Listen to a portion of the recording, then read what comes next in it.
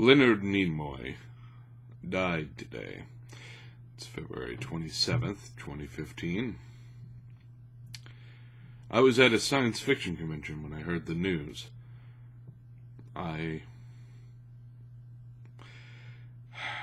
was sort of stunned, shocked. I mean, I'd heard he had had some heart problems. They had been in the hospital. But he died. And he was... a lot of people have been talking about the true definition of icon. And he absolutely fits that definition.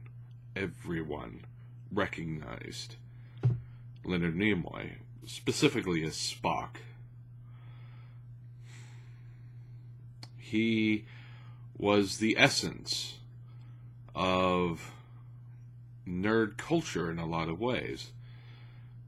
He was an example that you could be the hero by being knowledgeable, calm, reflective. He was the outsider character in Spock, which many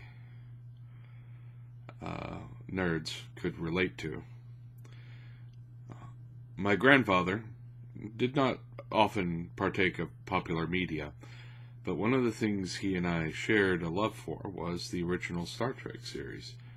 He loved the character of Spock.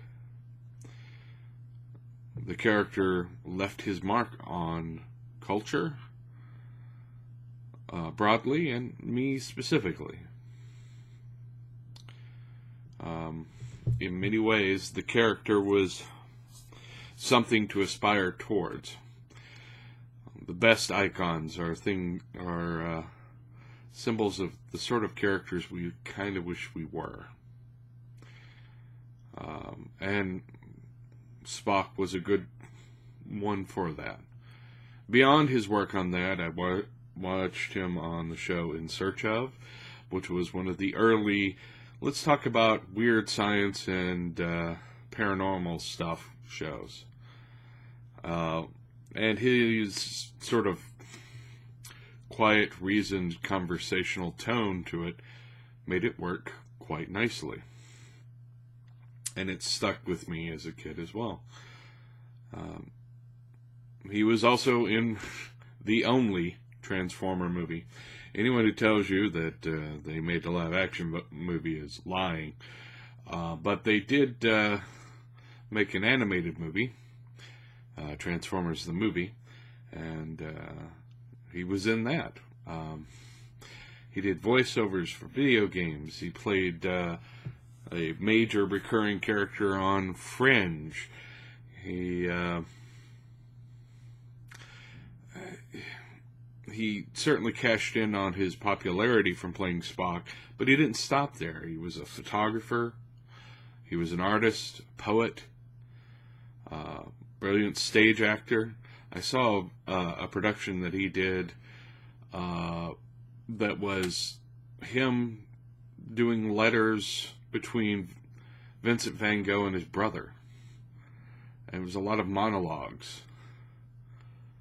And he was great. He was in Mission Impossible. He was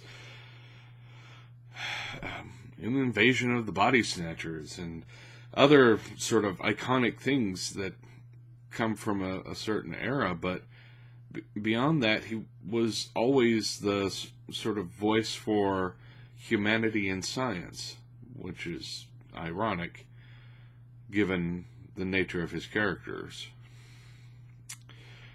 Anyways, I thought I would at least say something about it. Made me sad. Not afraid to admit I teared up a little. But I think the world was better for having had him in it. And I don't think that that he will be forgotten soon. That the effect he had will continue beyond him is my hope. Anyway, I'm going to call it there, and we'll talk to you tomorrow. Bye.